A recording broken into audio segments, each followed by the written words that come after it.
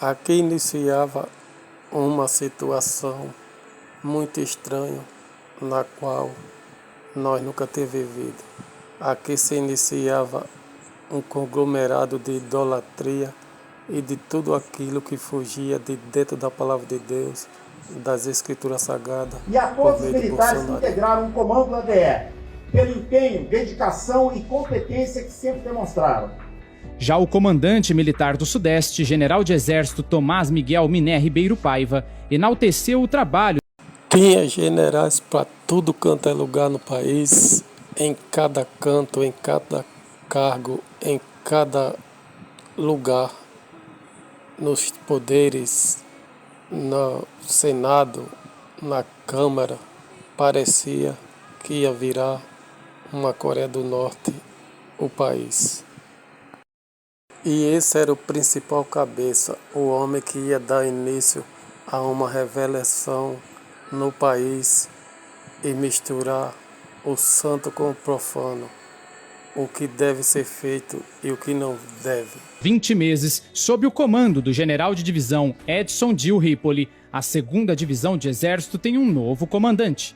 O general de divisão Luiz Cláudio de Matos Basto assumiu em solenidade realizada no Quartel-General Integrado no dia 24. O país parecia que ia se preparar para uma guerra nuclear. Parecia que estava armando o Brasil até o dente, esperando, sei lá, enfrentar os outros países no mundo como se fosse lutar ou lutar e apenas lutar. Parecia que o país estava se preparando para uma guerra mundial, mas que ninguém não via esse contexto de guerra mundial, apenas eles estavam se equiparando, se materializando com tudo e todas as coisas e fechando todos os lugares. A metralhadora de Geio.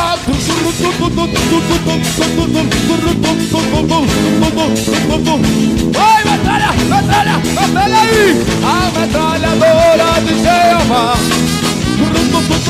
Enquanto ele estava dizendo que o ser humano precisa estar armado até o dente, em Mateus capítulo 26, Jesus estava dizendo para Pedro: embanha a tua espada, pois todo aquele que põe a mão na espada, pela espada morrerão.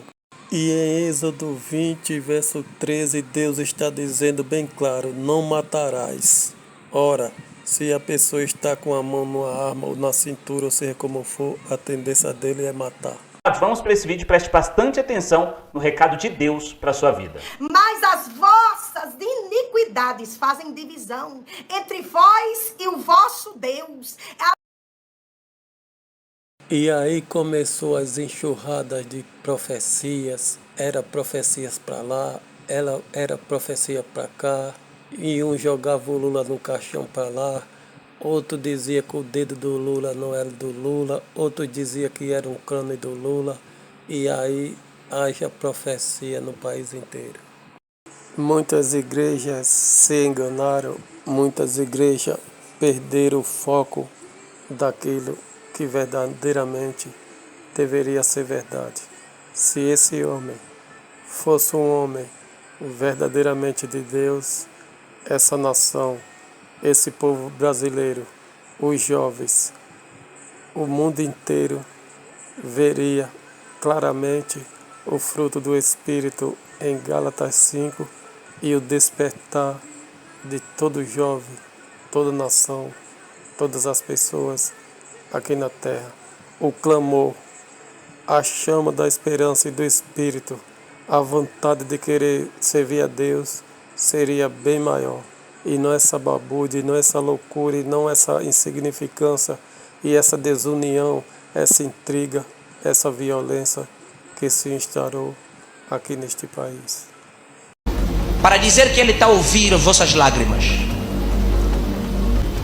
Estava numa visão antes de ontem, eu vi o Bolsonaro, muita gente ali pugnar políticas. Sai fora, faz um discurso. Brotou profeta de todo lugar, da África e de todo lugar do mundo, em especial no Brasil, favorecendo o Bolsonaro. As igrejas não pregavam mais a palavra de Deus, era só profecia, Bolsonaro, Bolsonaro e Bolsonaro.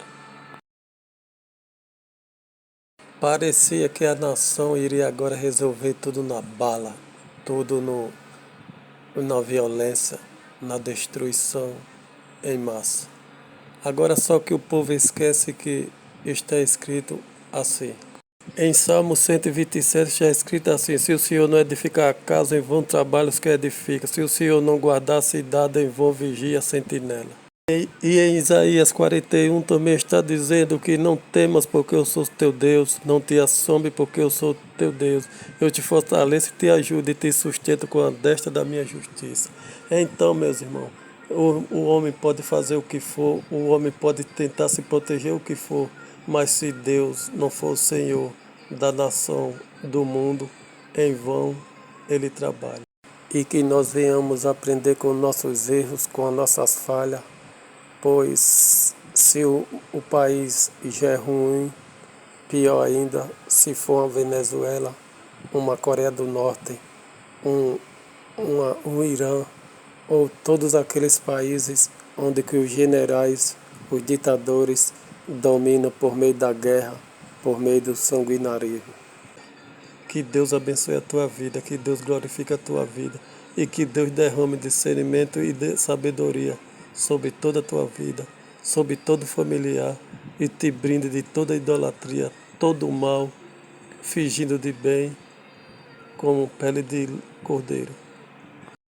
O Brasil parecia que estava se preparando para uma guerra. Parecia que o Brasil agora não iria ser mais um país de paz, um país de amor e de harmonia, mas iria ser um país de guerrilheiro, um país de pessoas que iriam buscar solucionar os seus conflitos por meio da violência, por meio da guerra e não mais por meio da paz, da democracia, da civilização e da paz entre os povos. Que o Senhor dos Exércitos venha nos guiar com a destra da sua justiça, com a sua paz, não por meio de violência, não por meio de guerra, mas por meio de justiça, por meio de amor, por meio de paz, por meio da sua palavra, por dentro da sua palavra, o melhor para cada um de nós. E aí começava a saga, a estátua de adoração, de veneração, ela começava a ser derrubada, ser aniquilada de dentro das igrejas para não mais voltar. De 2 minutos, Jair Bolsonaro discursou pela primeira vez depois de perder a eleição presidencial. Que nós venhamos, por meio de nossos erros, por meio das nossas falhas, por meio da nossa conduta fiel cristã aos princípios de Jesus Cristo, ser conduzido dentro da palavra de Deus. Porque Deus amou o mundo de tal maneira que deu seu Filho para que todo aquele que nele crê não pereça, mas tenha vida eterna. João 3,16. Ela foi destruída e será para todos sempre retirada do meio das igrejas do povo de Deus verdadeiramente, porque o nosso Deus não divide a sua glória com ninguém, como diz a seguir. Em Isaías 42, o nosso verso 8, o nosso Deus diz que não divide a sua glória a nenhum outro ser, tampouco entrega o seu louvor às imagens esculpidas. Mas o homem seguia loucamente adorando a criatura ao invés do Criador, trocando o abençoado pelo abominável que é a idolatria. A idolatria é um grande perigo, ela nos leva a adorar outras coisas que não são Deus. Apenas Deus merece nossa adoração e nada mais. Portanto, meus amados, fugis da idolatria. 1 Coríntios capítulo 10. E aqui acabava a saga, Deus derrubava, e tudo indica para sempre 2 homens que vieram a esse mundo e que demonstraram que não deveria chegar lá. O Donald Trump Estados Unidos da América, e o outro, Jair Messias Bolsonaro, no Estado brasileiro. Ambos demonstraram ao mundo que o mundo não necessita de pessoas como eles, devido às suas atitudes, às suas ações, que não são louváveis perante aquilo que Deus quer que cada um de nós venhamos fazer como servo, como pessoas boas, como pessoas maravilhosas que aqui na terra Ele colocou. Então, meus irmãos, vamos voltar para as Sagradas Escrituras, que é o nosso ponto principal, né? E aqui no livro de João, capítulo 1, logo em cima está a dizer: no princípio era o Verbo, e o Verbo estava com Deus, e o Verbo era Deus.